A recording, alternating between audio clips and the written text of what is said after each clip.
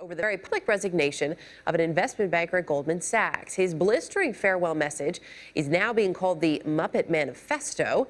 Business and economics correspondent Rebecca Jarvis is here with more. Good morning. This was definitely the talk of the town and not just Wall Street. Absolutely the talk of the town, Erica, and it's unprecedented. Never before has an individual within Goldman Sachs broken the company's rule of silence on such a grand scale.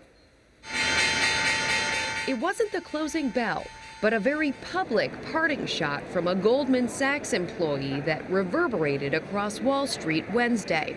Greg Smith, a London-based vice president who once appeared in a Goldman Sachs recruiting video like this one, if there's a way to do something better, we'll find it, unleashed a scathing essay in the New York Times, calling his employer toxic and destructive. It's a very big and bold statement that he's making. The bold statement was that Goldman knowingly misled clients to make more money. It makes me ill how callously people talk about ripping their clients off, writes Smith. I've seen 5 different managing directors refer to their own clients as Muppets. And when people hear that someone inside an investment bank is referring to these large institutions as Muppets or as very unsophisticated, it's surprising. Smith blames 2 individuals by name for Goldman's deteriorating culture, CEO Lloyd Blankfein and President Gary Cohen. In a firm-wide email obtained by CBS News, the pair fired back at Smith, saying his view does not and should not represent our firm of more than 30,000 people.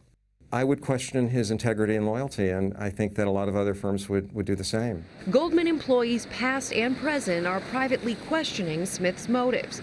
Others applaud his move. Either way, the effect of the letter is widespread. There's no way to do business as a large corporation or institution without dealing with Goldman Sachs.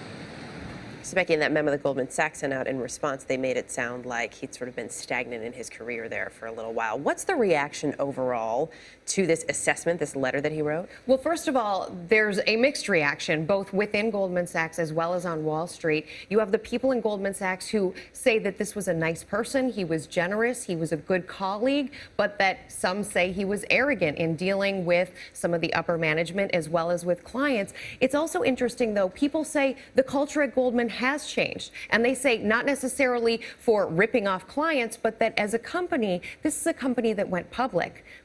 This is a company that went from 6,000 employees to 30,000 employees in a matter of a decade. Things do change within a company, and there are those within Goldman Sachs who are actually applauding what Smith is saying and saying, listen, things did change significantly. There are also those who are saying this guy is totally wrong and it doesn't apply, and that's where this really falls out because it is a huge firm. And this guy was in a London office, and so there are those in the New York side or even other offices in London who are saying he's just wrong. Saying this is just one guy, and a lot of people questioning why now. Becky, thanks. Exactly.